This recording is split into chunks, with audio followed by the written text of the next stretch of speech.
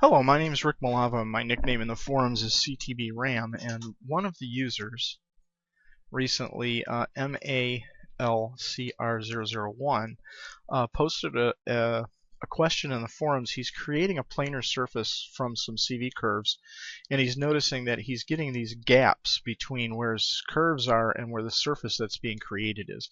You can see it quite clearly in where the circle is here. There's these very faceted circular section here, and especially at the back you can see where the lofted surface he creates isn't really fitting well with his actual CV curves. So there's two reasons why you're getting that. The first one is what you see in your display is tessellated such that it tries to optimize your user interface performance. What you're seeing in your display is being drawn using OpenGL, and that's going to be completely different from what you get when you actually render your model. And so in order to keep your performance good, it tries to optimize the precision of the curves and the surfaces that get created so that you get the best of both worlds. You get good performance and you get an idea of what the surface is going to look like, but it's not going to be an exact fit. And rather than ramble on about it, let me actually just show you what I mean. I'm going to create something similar to what the user has in his drawing. I'm going to come in here and create a CV curve. It's going to be a degree 3 curve, and I'm going to create 3 CVs there, and I'm going to put 3 CVs up on this curve here, 3 CVs to describe that one, and finally 3 CVs down here to describe that curve. And then I'm just going to come in here, move the whole thing over, maybe zoom out, maybe turn off the outliner display, and then I'm just going to tweak it a little bit. I'm not going to get too crazy. You can see how quickly I created this, but if I took a little more time, I could make this as precise as I really wanted it to be. And it was the curve down here, as I recall, was fairly tight, so these need to be closer together, right? And this curve up here was a lot gentler and was probably, to me, it looks like it's way out here, so something like that. Okay, maybe tweak these guys just a little bit more, and then declare victory. Okay, I'm going to declare victory right there. So that's the first curve. I'm going to take these CVs and just pull them down a little bit, and you'll see why in a second. Okay, so we're going to call that. We're going to call that curve. Okay, then the next thing is, I don't want to get too anal on just making the shape, because then I won't be able to get into the details of what we're creating here. So I got that shape, get to the side view. Next I need to create this as a sort of a closed, well, it doesn't need to be a closed surface, but a you know, sort of a connected shape here. So I'm going to create a EP curve, and this one I've got set to degree 1 to start with, and I'm just going to drop in 2 CVs like that, and then after the fact I'm going to come in here and select this CV, pull this guy up, then holding the V key down and the middle mouse button, I'm going to gesture over that, and it will make sure that this is a straight edge. Okay, so there's our curves, and then now I want to make this into a single shape, so I'm just going to tug this guy down, and you know what, that doesn't look straight to me. Let's try this again. Let's take this vertex, tug it up, holding the V key down. You know what, I held the X key down before, and hitting, yeah, I held the X key before, so I snapped it to a grid rather than to the level of this vertex. So once again, tugged up on that, hold the V key down, and middle mouse gesture over that vertex. Okay, and now just to make sure that I have a clean intersection here, I'm going to come down here and grab this vert, and I'm just going to pull it down a little bit to make sure that these guys intersect each other. And now I want to actually clean this up, so I'm going to take, it's hard to pick curves sometimes. I'm going to take this curve and this curve. I'm going to go this curve, shift, and that curve, and I'm going to go to edit curves, cut curves, and now I can come down here and select those two curves and these two little bits over here, shift, select those, and then hit delete, and then turn off the grid so you can see this magnificent piece of artwork here. Okay, So there's the shape, but there's still two separate curves. So if I tried to create a surface out of this, Maya would yell at me. Okay. So what I can do is, now I can do this before or after the fact. Right now, you can see, if I come in here, I'm going to go to perspective again. And I select these curves. They don't have any history. But if I come in here and I go to their attributes, you can see that this curve now has a parameterization that goes from non-integer value to non-integer value, and that's because I cut this curve. So where this curve started at 0 and probably went to some whole number around 9, when I cut this, now it's going from some point, inwards of 0 to some point before it got to 9. And so what's happening now is that each of these sections aren't uniform anymore. That's called parameterization, and it can cause problems if you try to manipulate curves and create surfaces from curves that don't have uniform parameterization. And so as a general rule, when I'm working with any curves before I attach or after I attach, generally I connect everything up and then rebuild the curve to make sure it's parameterized properly. Also, there's a special thing to note about this. Since it was a degree 1 curve, it only has one span, but it also, once again, because I cut it, it doesn't have uniform parameterization anymore.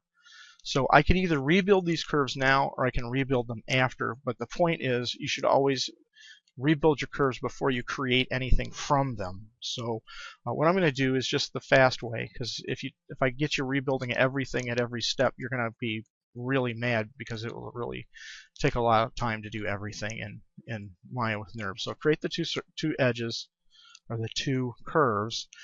Go to Edit Curves and let's attach them. Okay, so boom. All right, now they're attached. It's one curve now, and you notice the shape didn't change at all. And the reason for that is I don't want you to have a problem when you try to do this and it doesn't work the same. Let's do this again. Let's select this curve and this curve.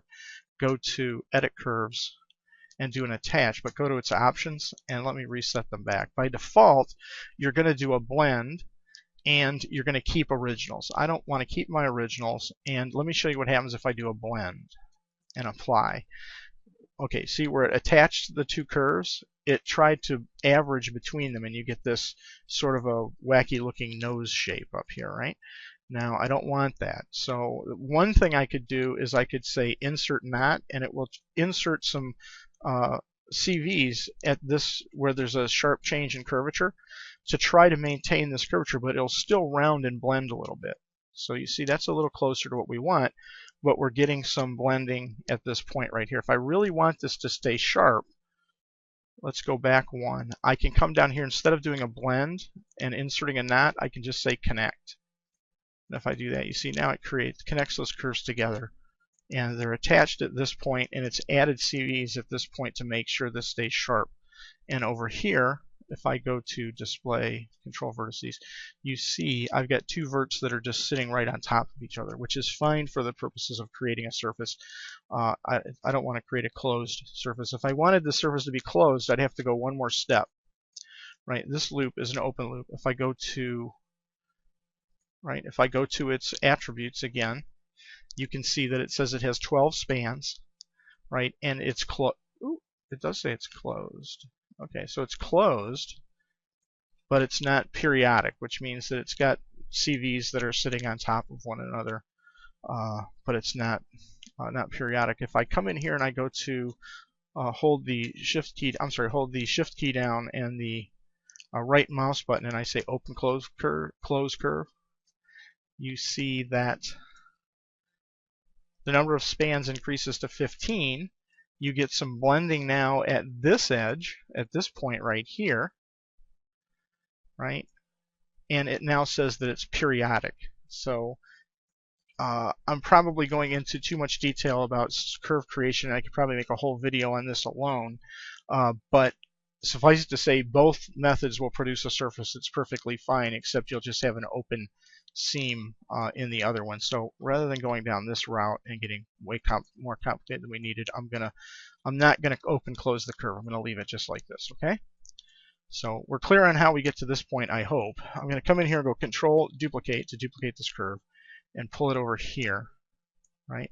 And now we're going to start to get into the crux of the question is, why am I getting this weird surface that's not fitting where I want it to go? So, well, actually, I need to do one more step. Let's create a nurbs circle. If I want to duplicate his shape, I'm going to need a circle right about here. Okay, so there we go. So let's, before I create the loft though, let's delete that. I'm going to create this planar. So if I come in here and pick this edge, and this edge, this curve and this curve, not edge, I'm not in polygons, I'm sorry, and I come down here and I say surface planar, you see we create a planar surface. Now if I get in close enough here, you'll see that there are gaps. See, there's here, so you can see the green line and the blue line of the curve itself, and you can see I got a gap in here. Now this is what I was talking about with the open display GL precision. If I come down and I select this surface and I go to the planar trim surface node and I look in its attributes and I come down here, you see nurbs surface display. If I twirl this down, right, this is a shaded surface, so curve precision on shaded. Right now by default, if I hit the 3 key, that is set to 4. Okay, so I selected the surface and then hit 3 for smooth display. It's set to 4. Now watch what happens if I scroll this up. You see the tessellation is changing and it's getting closer and closer and closer and closer until finally it's fitting almost perfectly to the curves on the screen, and you're not getting gaps, right? But what you're doing is you're increasing the tessellation that OpenGL has to do of this surface, which will, if you have a lot of surfaces in your display, you can see with just this one surface, I can rotate this around just fine. It's not affecting my machine at all, and I've got a fairly old machine here. But if you had a very large, complex nerve surface and you crank this number up to 40, 7 or 50, I can guarantee your machine's going to start to slow down. 32 is probably all I really need here. Your machine's really going to start to slow down. If you crank it up too much, you can actually crash your machine completely. So generally, I don't fiddle with this unless the gaps in my surface are so egregious that it's driving me crazy and I can't really visualize what it's going to look like. And in that case, I'll crank this up just temporarily and then I'll turn it back to its defaults. You can set this permanently in your Windows preferences. Since I've done it here manually over at this edge, if I select the surface again and hit the 3 key, it goes back to the default precision. So that's explains why you're getting the gaps in your display.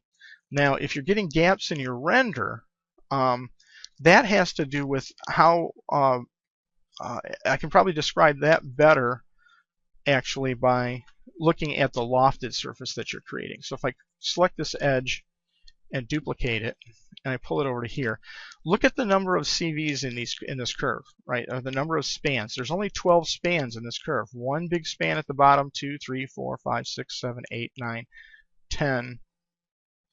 And it's got 2 spans that I can't see because I've got CVs sitting pretty much right on top of each other at these corners to hold this tightness, okay? So when you create a surface, imagine if this was a poly surface, there would just be a face between these vertices and a space between these vertices if these were vertices instead of CVs.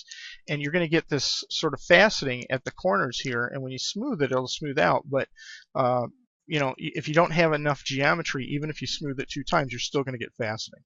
So the faceting you're seeing is really more a result of this surface than that planar that you created earlier. So if I come in here and I create a surface between these 2 edges and say loft, you can see this is the surface I get, and it looks, you know, it looks pretty darn good in here. But let's see what happens when I render it.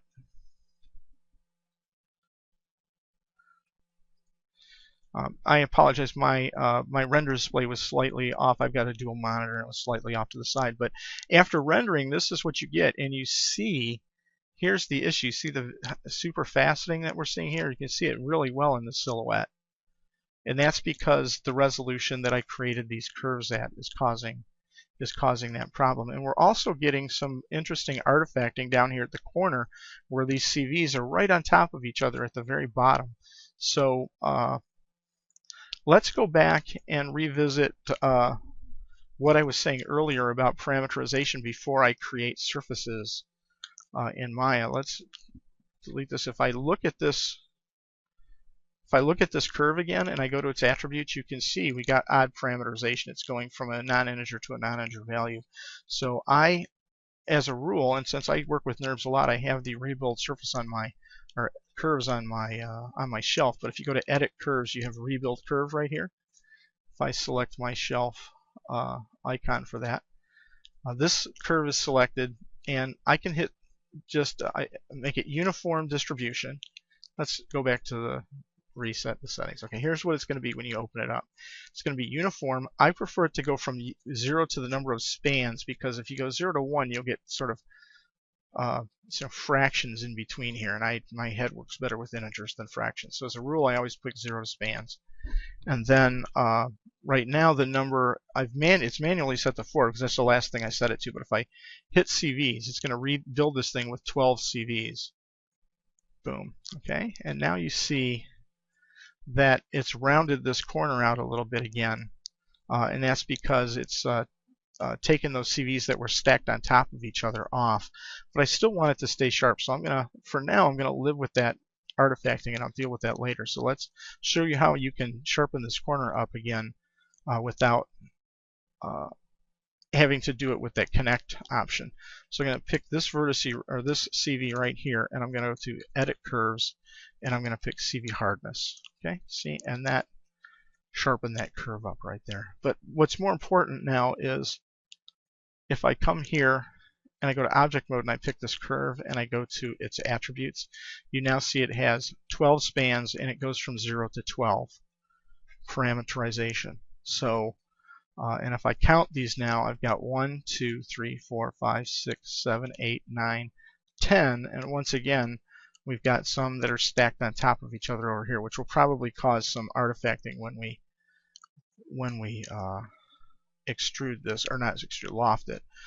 So I'm going to go to duplicate this curve, Control D, and pull it over here, right? And I'm going to take this and this, and let's see if we get that artifact again. Surface loft. So it looks fine in the display, but if I render it, let's get it around the same approximate direction here.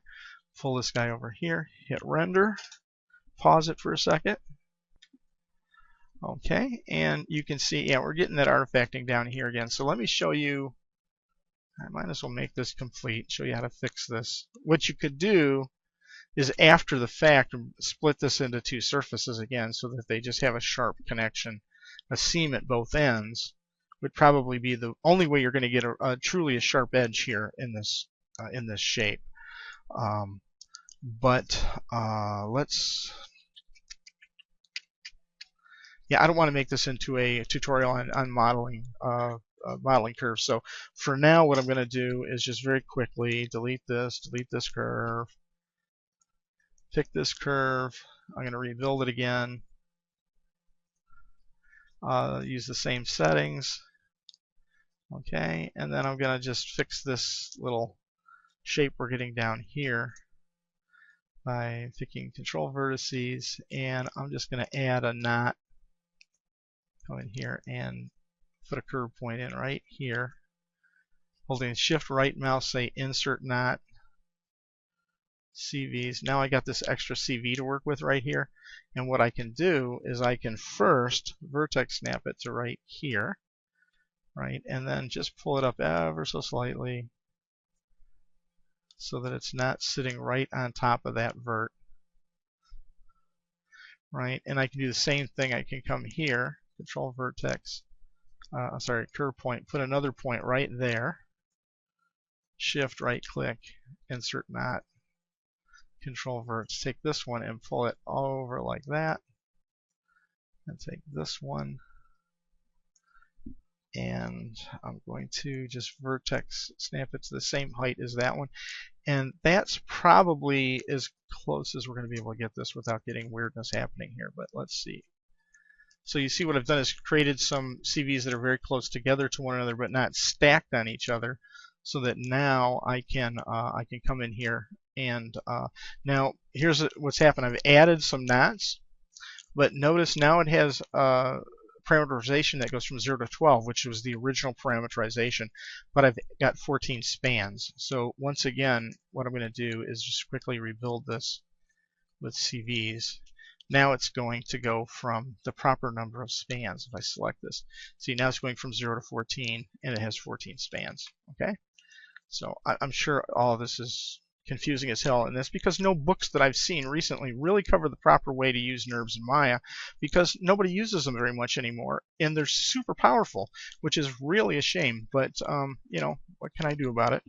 I'm going to do Control Duplicate now, and I'm going to pull this guy over. And now watch what happens when we loft and render. Create, surface loft. Boom. So now if I loft, surface looks pretty much the same. And if I render,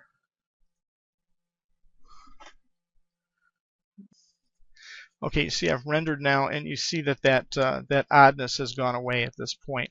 And oddly enough, we're not getting as much, just the fact that I added those couple extra vertices in there. You see the faceting is starting to cool down a little bit too, but it still has some faceting in it. And we can fix this once again by controlling the tessellation at render time. So so first of all, let's recap before I create the planer here. Let's look at this surface and once again hit the 3 key and come in here until you can see that it doesn't quite, it's got faceting here. See, if I get in this close, you can see I've got faceting. Once again, if I jack this value up here to 32, you can see that it's a much closer fit to the curve. If I pick the curve here and I smooth it, you'll see that now you see it sits right on that curve. Okay, but that's only affecting what I see in my display in your user interface. It's not controlling what you get at render time. So let's finish this off by capping this.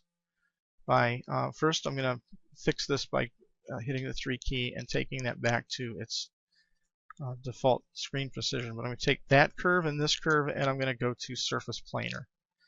Okay, and you can see in my display, just because of the resolution, the number of CVs I use to create my curves, and things like that, my display has a lot fewer gaps in it. Although the gaps are still there if I get in. See, and if I render though from this distance with just these settings, 3 and 3 on these two surfaces, and I render. Let's see what you get here. Render. Let's see if we can see the gaps at render time. How about if I actually render? There we go. Okay, so I could see almost immediately that I wasn't going to get any gaps at render time, and you can see I have no gaps here at all at render time. Now, if I wanted to fiddle around, I could reduce the number of CVs in this surface, in this curve, which would create a more faceted surface here, which would guarantee that I had gaps. But I'm already at 23 minutes, and I don't want to go through the time that it takes to do that. But if you are seeing gaps, let me show you how you can fix that at render time. Now, first, if you're using the Maya renderer, right below your NURBS surface display is your NURBS surface, is your tessellation settings for Maya software. Let me pick this planar surface and hit display render tessellation. And this is how Maya is going to tessellate this at render time. Similarly, if I hit that and display its tessellation, that's how that's going to get tessellated. And now you can start to see, based on the number of CVs I had in this curve, in this surface, how Maya is splitting this up at render time. And the larger these triangles, the more faceting you're going to see. And in my case, it just happens that it works out. And you see areas where there's more curvature, it puts in more triangulation, and areas where there's less curvature, it puts in less triangulation. And it tries to do as good a job as possible to fit these surfaces together, but it doesn't always do the best job. And so if you need to correct that and you're using Maya software, you can go to this tab right below tessellation called Simple Tessellation, and you can adjust these things manually. There's sort of a global high, low, medium quality setting here, or you can see I can actually change the tessellation in the U and the V direction myself, right? The problem with this is that only changed it for this surface. For this surface, it's still the default. So now I have to come in here and change it for this surface. And if you have a big, gigantic, complex, multi-surface object, you got to come in here with for my software and for every surface play with these values. And if that's not enough to make your head start to spin, I can turn on advanced tessellation, which means I can now go to this advanced tessellation tab and spin it down. Advanced tessellation, spin it down and spin all of these things down that are inside of it, right? And now I can fiddle with all of these options down here. So it just starts to become a nightmare. Okay, so long story short, I don't render using my software. I use Mental Ray, because with Mental Ray, the way you fix this is I'm going to turn off that display render tessellation, because we're going to control this tessellation at render time using something called the software, or the Mental Ray approximation node. And to get to it, you select your planar or your NURB surface. You come up here and you go to Windows, Rendering Editors, Mental Ray, Approximation Editor. Once again, I use this so often, I have it on my shelf, AE, Approximation Editor. With the surface selected, you can also create these approximation nodes for polygons for both displacement and just for smoothing. And this, once again, I like to use the Mental Ray renderer, because I can use these approximation nodes for both polygons and NURBs. But for NURBs, you control it down here in the NURBs section, and you can control the tessellation for curves or for surfaces. We're going to do surfaces. I had created one earlier. I'm going to delete it. By default, this is what you're going to see with this surface selected, derived from Maya, which means it's going to come over and it's going to use whatever the settings are over here, which, while I'm thinking of it, let me set those back to the defaults. I don't know if it'll cause problems, but I don't want to take chances, so let me turn those back to where they should be. And so coming back to what we were doing here, it's set to derive from Maya when I pick this shape, this surface.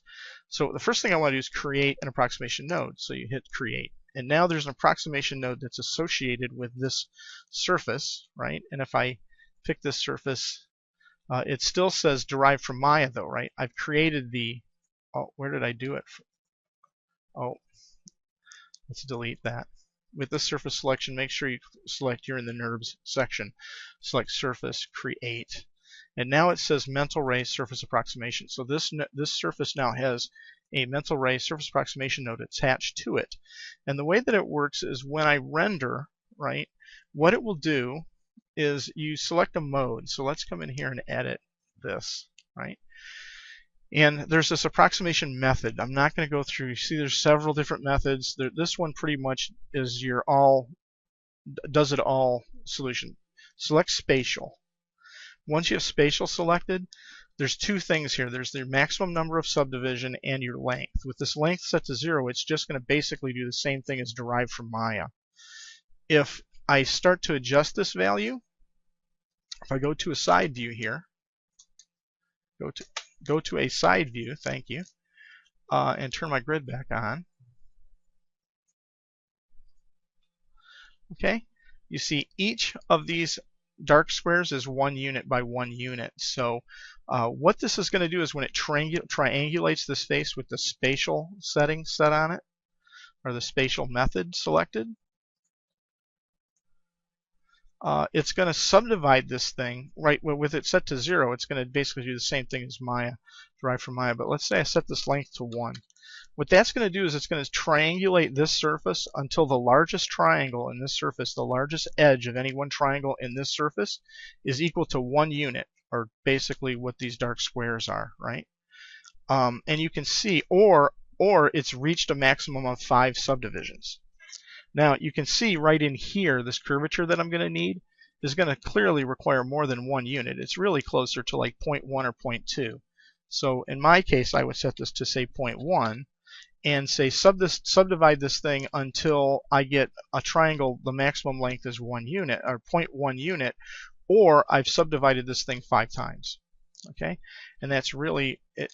Like I said, you have to sort of figure that out based on your unit size and the curvature in the surfaces that you're working with. But the nice thing about this is once I've set this approximation node up, if I select this surface, you see it's derived from Maya, right? But I can actually come here and I can select this approximation node I created from this drop down now, right? And then I can hit assign. So now when I select this surface, it's going to be that approximation node settings, and when I select this surface, it's the same approximation node settings. So I can do it one time for all my surfaces and be done with it. So that's the beauty of it. And so now if I render this thing with the approximation node settings, and I render this,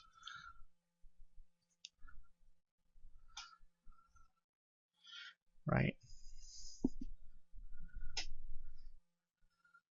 you can see I get this nice seamless, or this nice gapless seam between the two surfaces, and I can get in very close, and I guarantee you, like right here where you see the big gap there and a lot of curvature, let's go down to where it's most likely to be noticeable, in the down here where I've got this lots of curvature down here, and I render it right from this view, you'll see that that's going to be a perfect seam down there.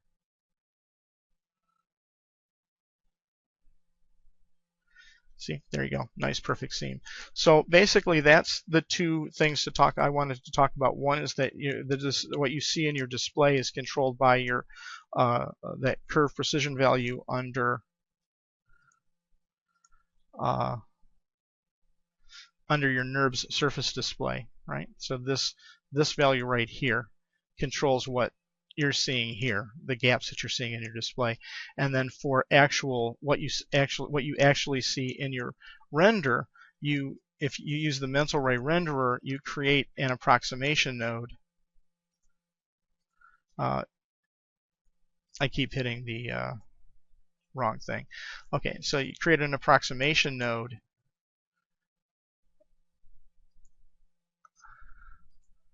You set it to spatial, and then you set this length to something that ensures that you get a nice smooth curvature around the sharpest shape in your model.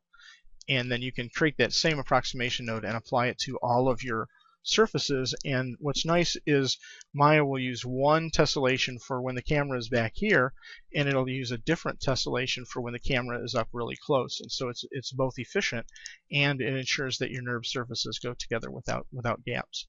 Okay, so I'm at 32 minutes. I hope this thing will even let me save it on YouTube, but we'll go from there. And I hope this helped you out. If you need more detailed information, I'd probably have to break this up into a couple of videos that talked about using curves and curve parameterization and all of the things that you have to really understand properly to use NURBS within Maya that no book that I've seen really covers in properly, because I think everybody is kind of guessing at how NURBS work. But I work as a surface modeler using some of the high-end packages like Alias, and so I understand how NURB surfaces work, I think, a little bit better than the average polygon modeler would in Maya. And unfortunately, NURBS have really kind of fallen out of favor. And it's a shame. I'd really like to see them used more often, because they are very powerful, and I can convert the surface once I've created it into a polygon surface very easily, and it would be very accurate and a lot more accurate than a shape that you'd get sort of fudging it with polygons. But I don't want, that's a debate. It's my opinion, and my opinion only. So let me wrap it up here. I hope this helps you out, and if you have any other questions, please don't hesitate to ask in the forums. And I'm sorry that it went so long, but there's just so much information to try to cover about NURBS within Maya.